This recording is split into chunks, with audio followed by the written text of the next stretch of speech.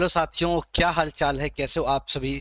तो आज मैं यहाँ उपस्थित हूँ आप सभी की बेचैनी को दूर करने। जैसा कि मैंने एक ऑब्जेक्शन कैसे करें उस पर मैंने एक वीडियो बनाया था, तो काफ़ी बच्चों का कमेंट था कि सर वीडियो लेकर आओ जिसपे ऑब्जेक्शन जो है किस पे करना है वो वाला। ठीक है, तो बिल्कुल देखो, मैं तो आपका साइंस का टीचर हूँ और करंट अफेयर्स का टीचर हूँ। ठीक है, साइंस का मैं आपको यहाँ प्रोवाइड कर दे रहा हूँ। ठीक है, नितिन सर आपको जो रीजनिंग वाले क्वेश्चन में डाउट है वो अभी आपको दे देंगे। ठीक है, तो आपको मतलब सारी चीजें जो करंट के भी डाउट वाले होंगे वो मैं आपको अभी दे दूंगा। ठीक है, लेकिन अभी ये प्रॉपर वीडियो आपके साइंस के जो ऑब्जेक्शन हमको देखने को मिले हैं। अब अंतर देखो क्या होता है ना, इंग्लिश के क्वेश्चन सही हैं, कुछ क्वेश्चंस में तो इंग्लिश के सही हैं लेकिन हिंदी के गलत है। तो भाई गलत है तो गलत है, क्योंकि हर बच्चा अलग अलग जोन का है। कोई असमी है, कोई हिंदी डालता है, कोई आप, क्योंकि आप या फिर डिफॉल्ट लैंग्वेज मत दो। ठीक है, लेकिन पहले तो रेलवे यही कहता था कि भाई अगर ऐसा दिक्कत आती है तो इंग्लिश विल बी प्रिफरेबल, या कोई आप ऑफलाइन पेपर भी देते हो तो इंग्लिश विल बी प्रिफरेबल बोला जाता है हमेशा। ठीक है, लेकिन अब ये मुद्दा देखना है कि सर ये जो इंग्लिश हिंदी वाला खेला है वो क्या होगा। ठीक है, तो पहले हम क्वेश्चंस आपको बताते हैं, फिर हम समझते हैं कि क्या आगे करना है हम सभी को। ठीक है, चलिए तो देखते हैं किस किस क्वेश्चंस को हम चैलेंज करना है हमें। आइए, सबसे पहले क्वेश्चन को, बड़ा ही प्यारा क्वेश्चन है। ठीक है, देखो क्वेश्चन तो भाई इस बार मतलब टेक्नीशियन में बड़े ही प्यारे थे, मतलब टफ नहीं कह सकता मैं। ठीक है, देखो पूछा गया है कौन सा कार्बनिक रसायन में समस्थानिकों का गुण है। समस्थानिक मतलब आइसोटोप। अब देखो आप यहां पे मैटर क्या फंस रहा है। ठीक है, समस्थानिकों का गुण है। अब एक बात बताओ मेरे भाई, आइसोटोप का मतलब क्या होता है? आइसोटोप का मतलब होता है sir same atomic number, sir same atomic number but different mass number, but different mass number होता है, जिसे आप एटॉमिक मास भी कह देते हो। तो ये होता है आपका आइसोटोप। लेकिन आंसर देखिए क्या बनाया हुआ है, sir their molecules formula are the same but their structure arrangement are different. अब भैया एक बात बताओ, आंसर सही दिया हुआ है रेलवे की तरफ से, मेरी तरफ से आंसर ये गलत है। ठीक है, मेरी तरफ से आंसर ये गलत है। ये सही कब माना जाएगा? जब यहां पे दे रखा था, अगर आपको यहां पे देता कि आइसोमर क्या होते हैं, अगर आइसोमर देता तब ये आंसर आप सही लगाते। लेकिन पता नहीं आप पेपर कैसे बनाया गया है, भगवान ही मालिक है। ये छोटी छोटी गलतियां इतनी हुई हैं इस पेपर में, आंसर की आने के बाद सारी चीजें पोल खुल रही हैं। भाई आइसोटोप पूछा है तो same atomic number but different mass number. ठीक है, यही दूसरे सेट में पूछा गया है, वहां सही माना है। ठीक है, मतलब वहां पे क्वेश्चन ही अच्छा पूछा गया है, लेकिन ये दूसरे सेट में पूछा गया है। अब इसमें देखो same atomic number but different mass number, ये होता है आइसोटोप। लेकिन ऑप्शन क्या दिया गया है? आइसोमर का डिफिनेशन दे दिया गया है। तो आइसोमर क्या होते हैं सर? आइसोमर के डिफिनेशन के हिसाब से ये सही है, लेकिन आइसोटोप के हिसाब से ये गलत है। तो आप इस पे ऑब्जेक्शन करेंगे और ऑब्जेक्शन करते ही आप सभी को पूरा नंबर मिलेंगे। ठीक है, इस पे आपके फुल मार्क्स आपको मिल जाएंगे। ठीक है, जो बच्चा अटेम्प्ट किया हो या न किया हो, ऐसे क्वेश्चंस को मैंने आपको बताया था प्रोरेटेड मार्क्स मिलते हैं, सबको नंबर मतलब मिलते हैं। ठीक है, जैसे 100 है तो उसको 99 में काउंट किया जाएगा, तो जब काउंट किया जाएगा तो सब में ऐड भी हो जाता है वो नंबर। ठीक है, तो ये ध्यान दीजिएगा। चलो ये हो गया रेलवे का पहला गलत। आ जाओ आगे, पदार्थ की निम्नलिखित में से कौन सी अवस्था अत्यधिक संपीड़ित है? अच्छा आओ इंग्लिश में देखो, Which of the following states of matter is highly compressible? अब क्वेश्चन को समझो, कौन सा हाईली कंप्रेसिबल है, मतलब कौन सा बहुत ज्यादा कंप्रेस किया जा सकता है? इंग्लिश के हिसाब से तो सही है, इंग्लिश के हिसाब से सही है। अब हिंदी में आते हैं तो इंग्लिश वाले बच्चों को ऑब्जेक्शन करने की जरूरत ही नहीं है, क्योंकि वो इंग्लिश में किए हैं तो उनका सही है। अब आते हैं हिंदी वाले बच्चों के लिए, अवस्था संपीड़ित है। संपीड़ित मतलब पूछ दिया है कंप्रेस्ड है, यहां इसका मतलब निकल के आता है कंप्रेस्ड खुद पहले से ऑलरेडी है। इसका यहां पे जवाब आना चाहिए था आपका ठोस अवस्था, क्योंकि आपको पता है कि सबसे ज्यादा पार्टिकल्स मूव करते हैं गैस में, फिर आपके लिक्विड में, फिर ठोस में क्या होते हैं, आपके एकदम पास होते हैं। तो ये आपका कंप्रेस्ड होता है। यहां संपीड़ित का मतलब निकल के आ रहा है कंप्रेस्ड, और यहां कंप्रेसिबल। कंप्रेसिबल का मतलब कितना हम क्या किए, हम दबा सकते हैं, तो गैस को दबा सकते हैं। इंग्लिश वालों का सही है, इंग्लिश मीडियम सही है। अब हिंदी मीडियम की बात देखते हैं। हिंदी मीडियम के हिसाब से तो ठोस अवस्था होना चाहिए अगर हम बात करें, और ये हिंदी मीडियम वाले जरूर ऑब्जेक्शन डालें इस पे, ठीक है। यहां पे बात करें संपीड़ित, अगर यही बोलता संपीड़नीय है, संपीड़नीय है, तो आप इसका सही जवाब देते कि सर ये आपका तब जाता गैसीय अवस्था। संपीड़नीय है मतलब कंप्रेस किया जा सकता है, तो ये भी आप ऑब्जेक्शन डाल सकते हैं। हिंदी के हिसाब से ठोस अवस्था होना चाहिए, इंग्लिश के हिसाब से गैस आपका सही है। आइए, अच्छा, परिस्थितिकी तंत्र से संबंधित निम्नलिखित में से कौन सा कथन सही है। आइए, जीवों के लिए हानिकारक नहीं है। भाई मेरे ये लाइन ही गलत है। अब पूछोगे क्यों? आपको पता है, जब हमने साइंस में आपको पढ़ाया भी है कि भाई मेरे यूवी जो होता है उससे स्किन कैंसर का खतरा होता है, खासकर उन लोगों को जिनमें मेलानिन की कमी होती है, उनको बहुत खतरा होता है इसी यूवी रेस के कारण, ठीक है। तो अब बताओ एक बात, लिखा है कि जीवों के लिए हानिकारक नहीं है, तो ये तो सीधे सीधे हमारा गलत ही हो गया। पूछा गया सही, तो ये तो गलत है। वायुमंडल के उच्च स्तरों पर ओजोन ऑक्सीजन अणु पर क्रिया करने वाले यूवी विकिरण का एक उत्पाद, हाँ बिल्कुल सही है ये, ठीक है। O2+O, जब O2+O मिल रहा है तो ओजोन मिलता है, ठीक है। अच्छा, जो कि ये नेसेंट ऑक्सीजन होते हैं। अच्छा, वायुमंडल में ओजोन की मात्रा 1980 में तीव्रता से घटने लगी थी, हाँ बिल्कुल, ये आपके तीव्रता से घटने लगी थी ओजोन की मात्रा। अगर ओजोन की मोटाई बोल देता तो डॉप्सन समाप्त ओजोन दिवस 16 सितंबर को बोलते हो, ठीक है। तीव्रता घटने लगी थी, जिसपे मॉन्ट्रियल प्रोटोकॉल और सारी चीजें आपकी फिर आगे बनने शुरू हुई 87 में, ये सारी चीजें, ठीक है। अब बात आती है, देखो ये तो सही है सर, ये भी सही है। ऑप्शन होना चाहिए इसका दूसरा और तीसरा, दूसरा और तीसरा। कहीं दिया है, ये भी नहीं दिया है, ये भी नहीं दिया है, ये भी नहीं दिया है, और ये भी नहीं दिया है।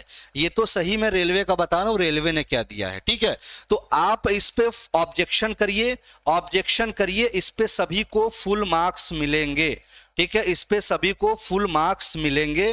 तो मेरे हिसाब से आपको अपने 50 रुपए यहां लगा देने चाहिए, क्योंकि फुल मार्क्स मिलेंगे। क्योंकि मैंने आपको ऑब्जेक्शन वाले में सीधे सीधे बताया था, अगर रेलवे में आंसर ही नहीं दिया है तो सबको नंबर मिल सकते हैं, और नंबर मिलने के साथ साथ तुम्हें 50 रुपए भी अपने ले सकते हो। तो आ जाओ। अच्छा, which of the following statement is are correct related to ecosystem. अच्छा, ठीक है, इकोसिस्टम के पारिस्थितिकी तंत्र से। लेकिन यहां पे सबसे मुझे हंसी तब आई कि यार रेलवे वाले भांग खा के पेपर बना रहे हैं, क्या सिस्टम है, किस एजेंसी को दे दिए यार, एजेंसी को ही बदल दिए। टीसीएस तो करा रही है, ठीक है, लेकिन क्या ये बदल दिए क्या जो पेपर सेटर होते थे, ठीक है। देखो, food we eat digested by various enzyme, ये तो सही है। लेकिन अब देखो यहां पे होना चाहिए था डाइजेस्टिव सिस्टम, डाइजेस्टिव सिस्टम, लेकिन क्या दे दिया है, इकोसिस्टम। एंजाइम्स इज स्पेसिफिक, सही है sir. Needed to break down of particle substance, ये भी सही है। आंसर तो सही दिया हुआ है, लेकिन अगर यहां पे डाइजेस्टिव सिस्टम होता, डाइजेस्टिव सिस्टम होता, तब हम कहते कि मेरे भाई ये सही है, ठीक है। लेकिन आप इस पे ऑब्जेक्शन डालिएगा, इस पे भी आपको फुल मार्क्स मिलेंगे। तो अब आप समझ पा रहे हो, अब अभी कट ऑफ बताना उचित नहीं है, ठीक है, क्योंकि कट ऑफ में लगभग आपके बेटा 5 से 6 क्वेश्चन बढ़ेंगे ऐसे ही, क्योंकि बहुत से आंसर गलत है भी, ठीक है। अभी आगे भी देखो, मजा आने वाला है। हिंदी और इंग्लिश पढ़ना। देखो पहले पढ़ो, where does oxygenated blood from the lungs come into the heart, ठीक है। मतलब मैं अगर आपसे बोलता हूं, ये मान लो आपका हार्ट था, तो ये आपके 4 चेंबर थे। ये था आपका दायां आलिंद, मतलब बायां आलिंद, ये था दायां आलिंद, ठीक है। और ये था आपका दायां निलय, और ये आपका बायां निलय, ठीक है। और मैंने आपको पूरा ये चैप्टर पढ़ा रखा है, जाके देखना भाई। अगर ये हमारा यहाँ पे फेफड़ा है, आपसे पूछा गया है oxygenated blood from the lungs, ठीक है, oxygenated blood from the lungs come into the heart, कहाँ जाता है ऑक्सीजनेटेड? यहाँ। और डीऑक्सीजनेटेड आपके राइट वेंट्रिकल से, मतलब दाहिना निलय से जाता है। तो ये कौन सी जगह है सर? ये आपका बायां क्या है? आलिंद है। ठीक है, सही है। मतलब यहां से यहां जा रहा है। इंग्लिश में तो सही है, इंग्लिश वाले तो बिल्कुल सही है, सोचना ही नहीं है। ठीक है, लेकिन थोड़ा हिंदी वालों में देख लो मेरे भैया। फेफड़ों से ऑक्सीजन युक्त रुधिर, फेफड़ों से ऑक्सीजन युक्त रुधिर हृदय में कहां से आता है? लो, क्वेश्चन होना चाहिए था कहां जाता है, आपसे बोल दिया कहां से आता है। क्वेश्चन को ध्यान से पढ़ना। तो हिंदी वाले ऑब्जेक्शन आंख बंद करके करो। कहां से आता है? तुम इसके लिए ऑब्जेक्शन तुम्हें चाहिए होगा तो मैंने पढ़ा रखा, वही दे देना तुम। ठीक है, आ जाओ। कहां से आता है? तो मेरे भैया से आता है। अब अगर हम बात करें कहां से बोल दिया है, तो सर ये पल्मोनरी किससे? सर वेन्स से आता है। तो हिंदी के हिसाब से होना चाहिए फुसफुस सिराएं, according to Hindi medium. Hindi medium आपके फुसफुस सिराएं होना चाहिए, पल्मोनरी वेन्स होना चाहिए। मुझे उम्मीद है सारी चीजें समझ में आ रही होंगी, बिल्कुल प्यार से समझ में आ रही होंगी। आइए, Which states of matter has the highest kinetic energy of particles? देखो, हमें ये पता है कि सर सबसे, आपको पता है सॉलिड में कम, फिर लिक्विड में ज्यादा, फिर गैस में ज्यादा, फिर प्लाज्मा में होता है। और आपको ये चीज पता होगा कि रेलवे ने यही क्वेश्चन, अगर आप देखना, आपको मैंने करा भी रखा है क्वेश्चन। जब आप देखोगे, जब मैं प्रैक्टिस सेट करा रहा था एनटीपीसी और ग्रुप डी के लिए, तो उसमें मैंने ये क्वेश्चन कराया था। और ये ग्रुप मैंने मतलब क्या कराया था, ग्रुप डी में पूछा जा चुका है क्वेश्चन। तो उसमें जब रेलवे ने बाद में भी जो आंसर माना था वो गैस ही माना था। अब वो क्यों मानता है? नियमतः देखा जाए अगर, तो गैस तो ठीक है। देखो, अगर हम जनरल में बोले, हमको पता है जनरल तीन ही हम स्टेट्स ऑफ मैटर मानते हैं, सॉलिड, लिक्विड एंड गैस। तीन ही स्टेट्स ऑफ मैटर हम मानते हैं जनरली। ठीक है, अब हो सकता है इस बेसिस से प्लाज्मा नहीं लगाया, लेकिन अब ये समझ में नहीं आ रहा कि अगर प्लाज्मा नहीं लगाया तो ऑप्शन में दिया क्यों था। ठीक है, ये रेलवे ग्रुप डी में भी सेम क्वेश्चन दिया था और यहां भी उठा के इसने सेम दे दिया। लेकिन अब आंसर देखो, हमारे हिसाब से रेलवे में तो गैस को ही माना था। आपके 2000 जो ग्रुप डी 2018 में हुआ था ना, उसमें आपको माना था यही गैस ही माना था। ठीक है, अच्छा प्लाज्मा क्यों भैया? आपके फ्री इलेक्ट्रॉन्स हो जाते हैं, मतलब अब ये आयंस के फॉर्म में बनने लगते हैं। आयंस के फॉर्म में आपको पता काइनेटिक एनर्जी और ज्यादा होगी। अगर गैस की बात बोले, आपको पता जो ये आवाज आती है जो टकराने की, वो काइनेटिक एनर्जी ज्यादा होने की वजह से होती है। तो भैया इस पे अगर आप ऑब्जेक्शन भी करोगे तो कोई फायदा नहीं होगा, क्योंकि रेलवे गैस ही मानेगा। ठीक है, बाकी आपको अगर लगता है तो आप कर सकते हो। मेरे हिसाब से रेलवे अगर ग्रुप डी में यही माना है तो यहां भी यही मानेगा। ठीक है, ठीक है, ध्यान रखना। रेलवे क्या करता है ना, एनसीईआरटी के हिसाब से चलता है। तो एनसीईआरटी बेसिकली हम 3 स्टेट्स ऑफ मैटर ही मान के चलती है, खासकर अगर 10th तक की एनसीईआरटी आप देखोगे तो इसलिए मुझे लगता है ये गैस लेके चलता है। आगे बढ़ते हैं। हाँ, डैश तने या जड़ के व्यास में वृद्धि के कारण बनता है। ठीक है, मैंने आपको अभी कल की क्लास मैंने इसी की थी, प्लांट टिश्यू की थी। देखो एपिकल क्या करता है, एपिकल जड़ और रूट में आपका क्या करता है, ग्रोथ करता है। ठीक है, ये हो गया एपिकल। लैटरल क्या करता है, लैटरल बेटा ये व्यास में वृद्धि करता है। ठीक है, व्यास में, चाहे आपका वो स्टेम हो चाहे आपका वो रूट है, इन दोनों के व्यास में आपके डायमीटर में वृद्धि करने का काम करता है। ये पहले आप समझो। अब आंसर क्या दिया है कि कौन? सर क्या ये कैम्बियम है या इंटर कैलोरी? तो होगा नहीं, क्योंकि ये आपके नोट्स के बीच में आपके बढ़ाने का काम करता है। ठीक है, नहीं हो सकता। एपिकल नहीं हो सकता, क्योंकि क्या, अब मामला फंसता है। कुछ बच्चे कह रहे हैं कि सर हमने हिंदी वाला देख के हमने लगा, क्योंकि क्वेश्चन ऐसे ही आया था, हिंदी वाला देख के सर हमने पार्श्व विभुजोतक आपके मारा था। ठीक है, अब ये अंडरनीथ क्यों दिया है ये नहीं कह सकता मैं, लेकिन यहाँ पे बेसिकली लेटरल होना चाहिए, और लेटरल मेरिस्टेम को ही कैम्बियम कहते हैं। आप यहाँ देखते हैं लेटरल मेरिस्टेम, जिसे हम क्या है, occurs in the cambium. Basically आपको एनसीईआरटी में साफ साफ लिखा रहेगा लेटरल मेरिस्टेम क्या होता है, कैम्बियम होता है।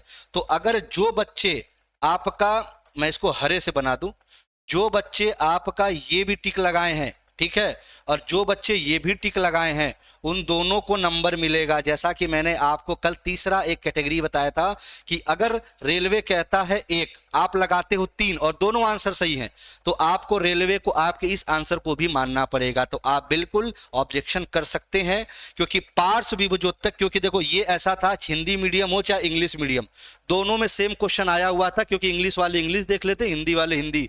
तो पार्श्व विभुजोतक को ही लैटरल मेरिस्टेम कहते हैं, और आप यहां पे बिल्कुल दे सकते हो इसके लिए ऑब्जेक्शन। आपको सभी को जो पहला लगाए हैं, तीसरा लगाए, सभी अपना 1 नंबर जोड़ लेना, ठीक है। बाकी दूसरे तीसरे वाले मत जोड़ना। आ जाओ। अच्छा ये बताओ, डैश के कणों की गतिज ऊर्जा अधिकतम होती है? ठीक है, बताओ। अच्छा ये क्वेश्चन तो मैंने कराया था, हाँ ठीक है। इंग्लिश मीडियम वाले बिल्कुल याद रखिएगा, इंग्लिश मीडियम हो चाहे हिंदी मीडियम हो, भाई गैस ये आपका ये मान के चलता है रेलवे, ठीक है, रेलवे यही मान के चलता है, तो आप यही लगाएंगे।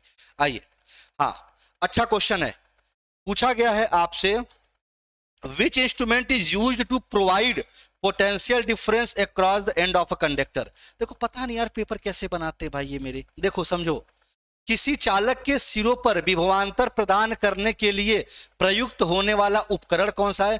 विभवांतर, देखो पहले समझो, ये देखो, ये है और ये है, इनके बीच में अगर डिफरेंस, मान लो यहां 10 वोल्ट है, यहां 2 वोल्ट है, तो ये डिफरेंस आपको क्या कहलाता है? डिफरेंस आपको पोटेंशियल डिफरेंस कहते हैं, ये डिफरेंस कहते हैं। लेकिन आपसे क्वेश्चन पूछा गया है कि कौन आपको प्रदान करवाता है, प्रोवाइड कराता है, प्रदान कराता है। तो भैया जब प्रोवाइड पूछ रहा है तो पोटेंशियल डिफरेंस आप कैसे निकाल के लाओगे?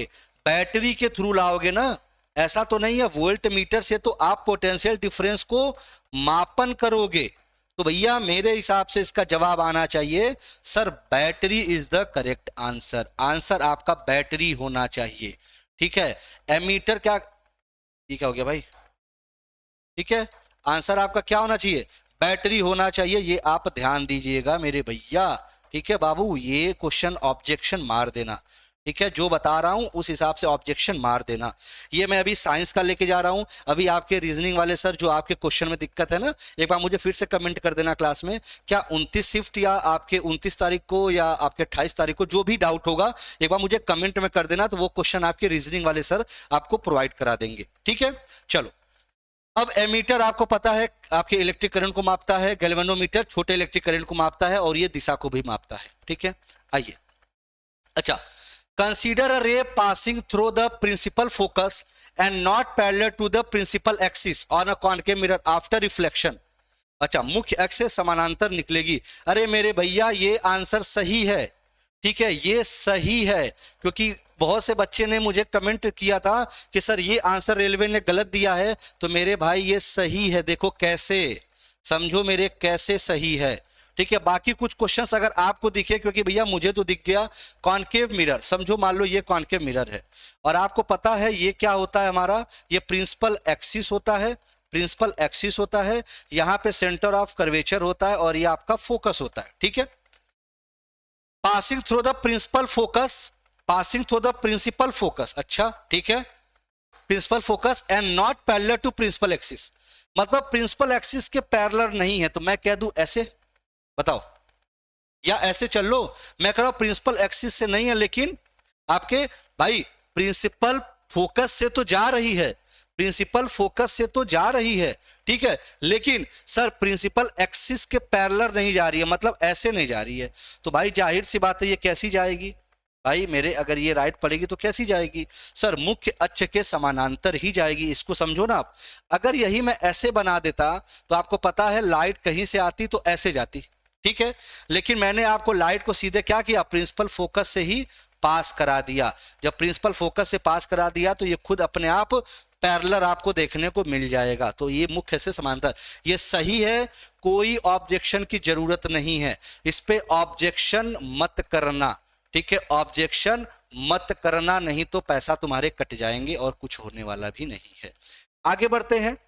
हाँ ये भी अच्छा क्वेश्चन है, बहुत अच्छे। एक कोशिकीय जीवों द्वारा जनन की कौन सी विधि उपयोग किया जाता है? जनन की, देखो आओ समझो। अब अगर हम बात करें यूनिसेलुलर, यूनिसेलुलर की बात करें तो बैक्टीरिया होता ही है हमारा, प्रोटिस्टा संघ उसके अंदर, जैसे मोनेरा तो आता ही है, प्रोटिस्टा भी यूनिसेलुलर है। लेकिन एक और उदाहरण जैसे यहाँ पे दिया गया है, जैसे एनसीईआरटी क्या कहता है मैं बता दूं। एनसीईआरटी में साफ साफ आपकी एक लाइन लिखी हुई है, यूनिसेलुलर जब भी होगा तो वो फ्यूजन करेंगे, यूनिसेलुलर जब भी होगा तो वो फ्यूजन करेंगे। ठीक है, तो भाई देखो एनसीईआरटी के हिसाब से अगर देखा जाए तो एनसीईआरटी ने क्या किया है, आंसर अपने हिसाब से सही दिया है रेलवे ने एनसीईआरटी को देखते हुए। लेकिन अगर हम थोड़ा प्रैक्टिकली सोचें तो हम ये भी जानते हैं कि जैसे ईस्ट है, समझो जैसे ईस्ट है, ईस्ट क्या है मेरे भैया, यहां पे सबसे बड़ी बात है ना, पूछ दिया गया है हाँ ठीक है, यहाँ पे पूछ दिया गया यूनिसेलुलर ऑर्गेनिजम्स, आपसे ऐसा नहीं, आपसे पूछा भाई यूनिसेलुलर ऑर्गेनिजम्स कैसे करते हैं, या फिर ये आपके प्रियोरिटी बेस मान के इन्होंने सीधे क्या, देखो एनसीईआरटी में तो दिया है केवल विखंडन, लिखा हुआ है साफ साफ लाइन। ठीक है, रिप्रोडक्शन चैप्टर जब आप जाओगे। अब ईस्ट की जब हम बात करते हैं, ईस्ट में आपको पता है ये यूनिसेलुलर तो है, लेकिन सबसे बड़ा इसका मुद्दा क्या होता है, ये आपके फंगी किंगडम में आता है, ये फंजाई किंगडम के अंतर्गत आपको देखने को मिलता है। और यूनिसेलुलर भी है, लेकिन ईस्ट में क्या देखने को मिलता है, ईस्ट में सर आपके बडिंग देखने को मिलता है, हाइड्रा में बडिंग देखने को मिलता है। लेकिन हाइड्रा तो अलग हो गया, लेकिन हमें यूनिसेलुलर बोला है तो यूनिसेलुलर में ईस्ट आता है और इसमें मुकुलन भी देखने को मिलता है। तो अगर देखो रेलवे को बेसिकली क्या करना चाहिए था ना, ये जो आंसर दिया है या यहां कहीं गड़बड़ी है, ये एनसीईआरटी के हिसाब से विखंडन, अगर इसमें लिखता मुकुलन, अगर इसमें से लिखता मुकुलन एवं या और, मुकुलन और विखंडन, तब इसका जवाब एकदम एक्यूरेट होना। अगर आप चाहो तो इस पे ऑब्जेक्शन कर सकते हो, ऑब्जेक्शन अगर आपका मान्य हुआ तो ये क्वेश्चन को ही हटा दिया जाएगा, ये भी ध्यान देना, ये क्वेश्चन को ही हटा दिया जाएगा, या फिर इस केस में इन दोनों को मान्य कर दिया जाएगा कि जो ए लगाए हैं वो भी सही है, जो बी लगाए हैं वो भी सही है। क्योंकि देखो भाई अगर देखा जाए आपके पास स्रोत भी बहुत सारे मिल जाएंगे, नहीं मिलेंगे तो मुझे बता देना, मैं आपको यहाँ पे स्रोत दिखा दूंगा, आप उसको डाल देना। ठीक है, क्योंकि एनसीईआरटी विखंडन कहता है, लेकिन हम ये भी जानते हैं कि जब हम फर्दर स्टडीज करते हैं तो ये भी मिलता है कि सर ईस्ट भी यूनिसेलुलर है और वो आपके बडिंग करता है। तो आंसर दोनों होना चाहिए। रेलवे अभी दूसरा माना है, ऑब्जेक्शन डालोगे तो क्या पता पहले दूसरे वालों को नंबर दे, या फिर हो सकता है इस क्वेश्चन को ही हटा के सबको नंबर दे दे। ठीक है, आइए, हाँ ये भी अच्छा क्वेश्चन है। यदि किसी दर्पण का आवर्धन मतलब मैग्निफिकेशन पावर 2.3 है तो वह किस प्रकार का दर्पण है। भाई देखो सिंपल सी बात है यार, ये सही तो है, बच्चे ने मुझे बोला था सर इस पे ऑब्जेक्शन डालना है, भैया इस पे ऑब्जेक्शन मत डालना। ठीक है, मत डालना, नहीं डालना है। क्यों, आओ समझा दे। जब भी प्लस लिखा हुआ है तो आपको पता है कि कॉनकेव होगा, कॉनकेव ही होगा। तो प्लेनो हटा दो, कॉन्वेक्स में तो निगेटिव होता है, प्लेन में तो आपके पॉजिटिव देखने को मिल जाएगा, मतलब आपके कुछ नहीं होता है, 1 देखने को मिलता है, यहाँ लिख लो आपके 1 देखने को मिलता है, प्लस नहीं यार, यहाँ पे सिर्फ 1 लिखो। ठीक है, 1 देखने को मिलता है, इसमें आपके पॉजिटिव देखने को मिलता है। तो भैया मेरे हिसाब से आपको इस पे ऑब्जेक्शन नहीं डालना चाहिए, ऑब्जेक्शन मत डालना, क्योंकि ये कॉनकेव मिरर ही होता है। वैसे भी यार बिना सोचे समझे तुम्हें पता पॉजिटिव है तो कॉनकेव है, निगेटिव है तो कॉन्वेक्स है, सिंपल सी बात है। ठीक है, पॉजिटिव और नेगेटिव का यही खेला है, इसको गलत मत करके आ जाना। ठीक है, आ जाओ।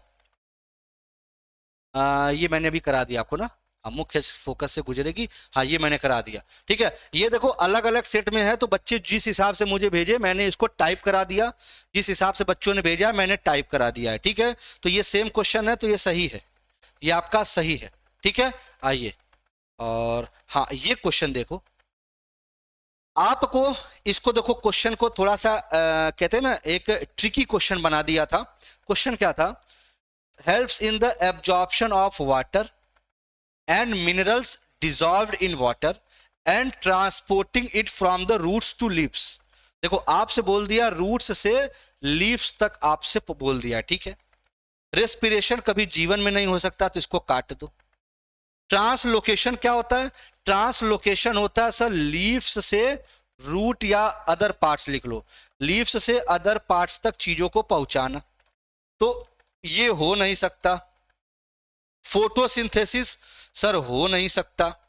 बचा क्या, ट्रांसपिरेशन। अब इससे एक चीज और पता चली आपको, ट्रांसपिरेशन की एक और डिफिनेशन पता चल गई, ट्रांसपिरेशन की एक और डिफिनेशन आपको पता चल गई।